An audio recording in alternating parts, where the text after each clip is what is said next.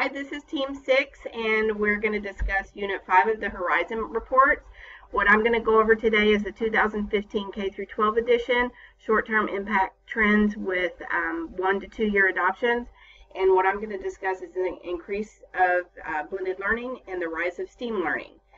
So I feel like every single unit I have talked about blended learning in one way or another, but this time my focus was on K through 12, and the blended learning is allows students to move at their own pace, allows them to get to a mastery level when they're ready instead of waiting for the whole class. And what this article talked about mainly was that the focus really is on the kids that struggle, that need that little extra attention with the teacher. And the blended learning concept really allows the teacher that capability of working with the small groups and helping those kiddos that need it. And then there was an overview with the Susan and Michael Dell Foundation. They did a 2-year research on how successful it is even with lower economic communities. And the first year, what they found was that the first year they faced technical difficulties, just like I feel like any campus does when you start with any type of technology initiative. But by the second year, it really was doing what it was supposed to do, and they have found that it's very successful. And then the implications for policy in this article talked about the INACOL Center for Policy Advocacy, and that's where blended learning campuses come together and have a conference based on all of the different types and concepts for blended learning, and that is very successful as well.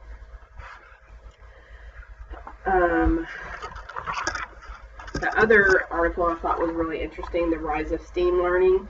I hadn't heard of STEAM learning. Had you heard of that before? No, I was actually thinking maybe it's STEM learning. No, it's not. And so that's what I was like, okay, yeah, I know about STEM. But STEAM is STEM is where you boost the science, technology, engineering, and mathematics. STEAM is where they're incorporating humanities and arts in with that. And so I was, the article even talks about how a lot of naysayers were saying, oh yeah, just the arts people wanted to get in there too because it's becoming so popular with STEM. But what they're finding is with the popular film embodies the STEAM practices, combining sophisticated machinery, artistic ability, and precise calculation for effective movie making. So I thought that was really interesting. And they're using early examples of STEAM learning is how mathematic concepts tie in with artworks and mosaics. And it was a really fascinating read because I was like, oh, okay, well this makes sense because we talk about how how the STEM is really that focus is really done well, but when you add the arts into it too, it makes a wider range of learning, and students' academic performance is improving. It shows that even students that are in music class do better in math. So now that they're incorporating art with the STEM, they really see improvement in student learning.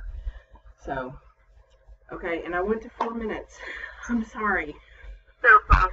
Okay. My section, I was doing the 2014 Higher Education Edition, and the section that I was reading about were challenges that are solvable, that we know about and we can solve right now. So the one that was the biggest I found was the low digital fluency of faculty. And it really emphasized how there's a difference between teaching the faculty certain softwares. Instead of doing that, they should be taught, the way of learning more about technology for themselves. Okay. So instead of just teaching independent softwares, you should teach them the language of technology, kind of, from what I, my input of this section was. And the other one was the relative lack of rewards for teaching. When high school, teaching is the only thing that us teachers are having to do.